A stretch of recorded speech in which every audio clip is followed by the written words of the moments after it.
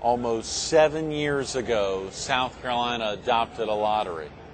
They didn't gamble on its executive director.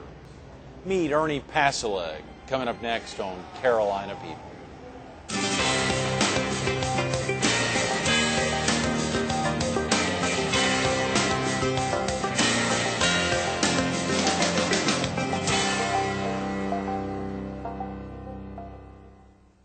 Good morning. Welcome to Carolina People. This morning we're at East of Chicago Pizza, where pizza's done right. The 2007 Kids Restaurant of the Year at 3901 North Kings Highway.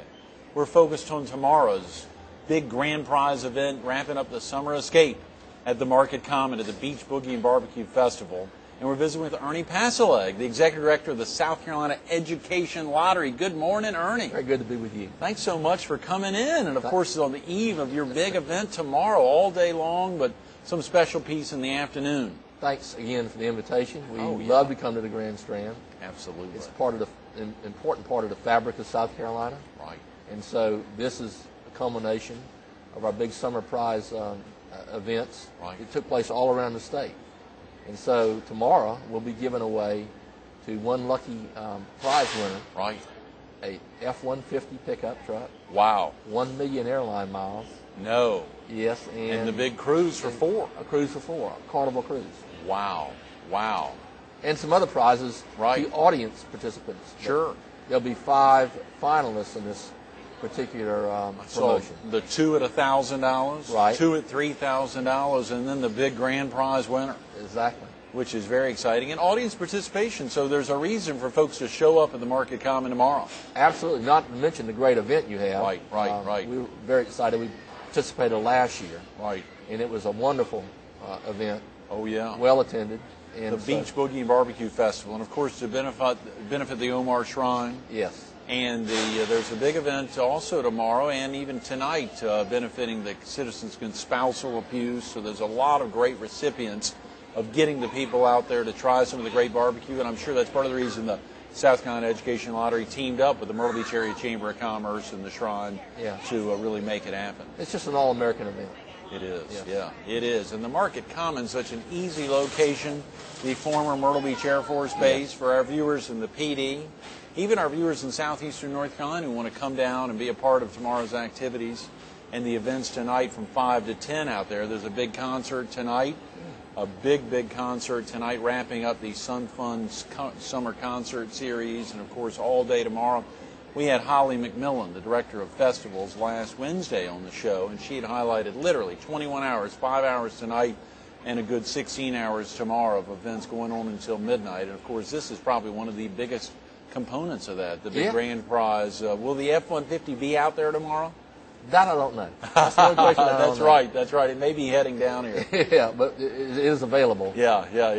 But the basic event, as you outlined it, we'll have our tent, our lottery tent out there, selling tickets and giving away prizes in that particular part of the festival. Right. Then we'll move over and have the grand prize drawing. Right. 5 lucky finalists, over 135,000. Oh, come on. Entries in this. Is that contest. right? Yes. Over the course of how many? I mean, it was a couple of months.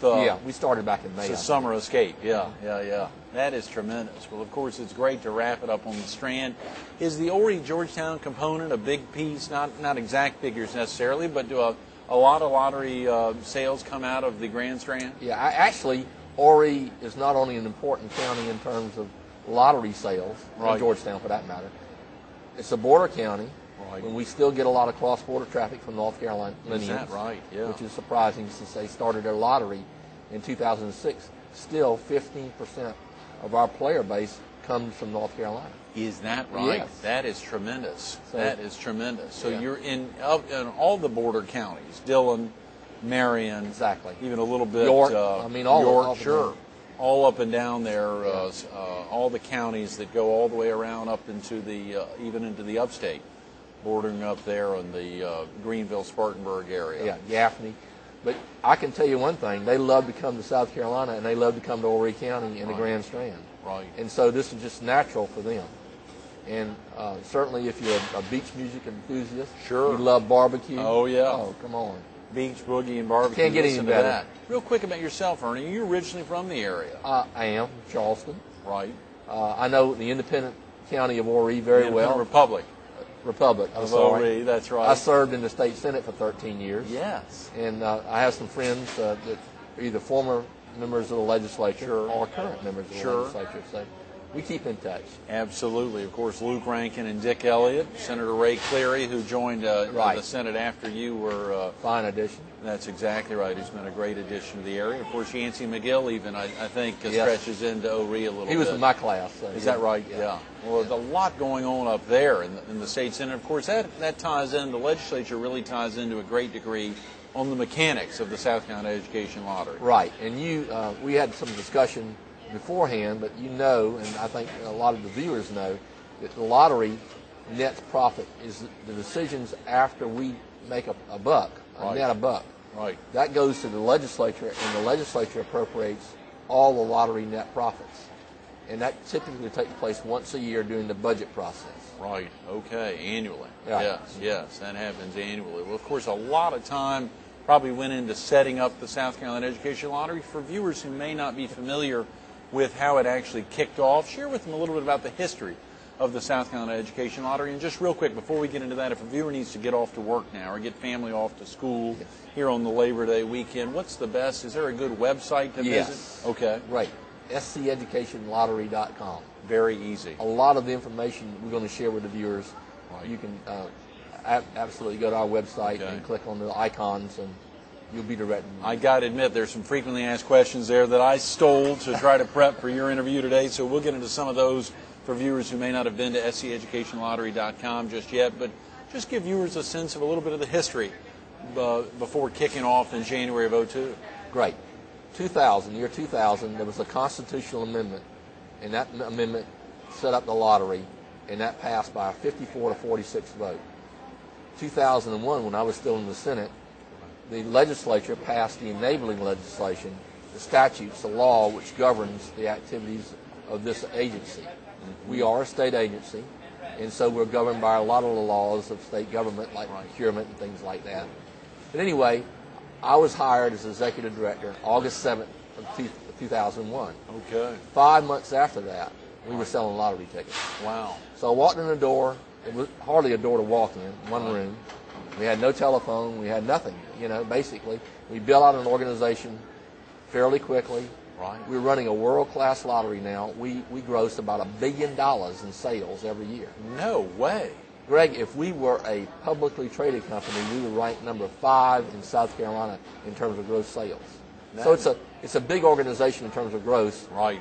We have about 145 employees statewide Right. that run this business, and we're very proud of them. They want a world-class lottery. We're not only in terms of world-class by any measurement standard, we're ranked number 5 in the United States in per capita scratch-off ticket sales for the first quarter of 2008. Wow. Considering 90% of our sales takes place at convenience stores with gas, and gas prices escalating, we think we're doing very well in terms of marketing the lottery. But importantly to your viewers, we run not only a fiscally conservative lottery by any benchmark, Right. but we run a socially conservative lottery. By that I mean, Yeah. What do you mean? well, we want to make sure people understand that the lottery, if you buy a lottery ticket, you ought to play for fun, Right. because chances are you're not going to win a prize. Right. So part of all this, and what's happening at this great event in the Grand Strand Tomorrow. is we like to reward our players for playing Right. and having fun. Driving home just plain fun. Just plain Yeah, fun. Right. And we want to drive traffic to the Grand Strand. I mean, I know that's really not our mission statement. Sure. But I'm interested in the Grand Strand doing well, Right. tourism-wise and that type of thing.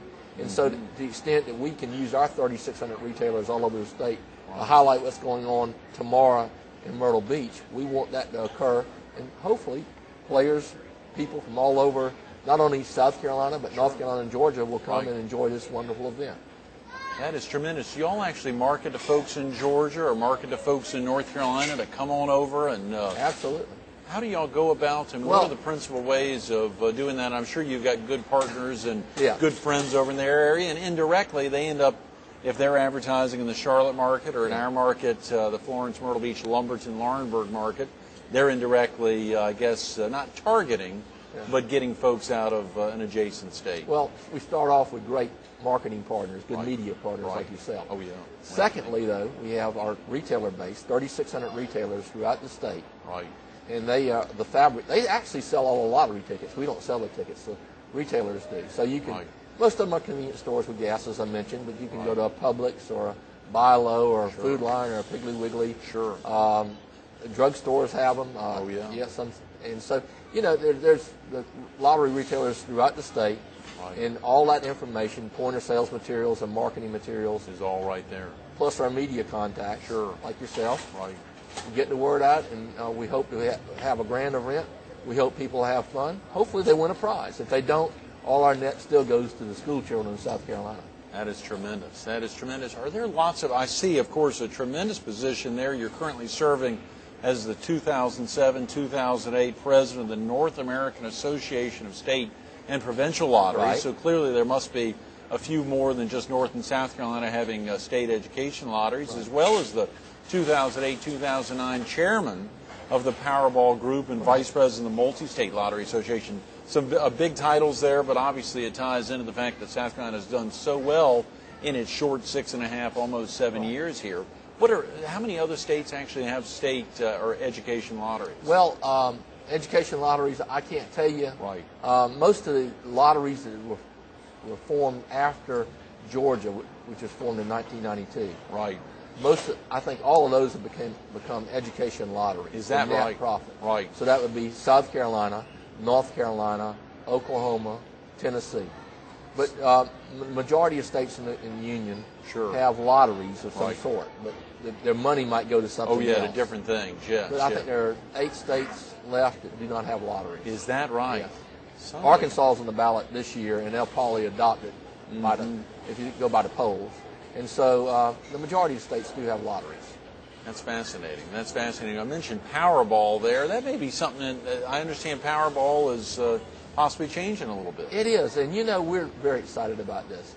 We added Florida, the 4th largest state in the Union, to the Powerball Group, which is already the premier lottery name in the business worldwide. Right. When you brand a lottery name like Powerball, you equate that to Coca-Cola or to General Electric. It's for our industry. So that's important. But the Powerball game will change January 4th of 2009. Okay. Basically, keep the ticket price the same of $1. We raise the minimum jackpot, which is now the highest in North America, from $15 to $20 million minimum jackpot. Tremendous. And we basically reshuffle the prize structure to allow a lot more winners. The $2 bet, which is the power play option. Right. If you get the match 5, to get the 5 white balls and not the Powerball, you automatically win $1 million, which a lot of people, people cannot conceive of a jackpot of $300 million. Oh, yeah, sure. I mean, so the common thing we hear, and we listen to our focus groups, our players, they said, $1 million is a nice prize. Oh, yeah.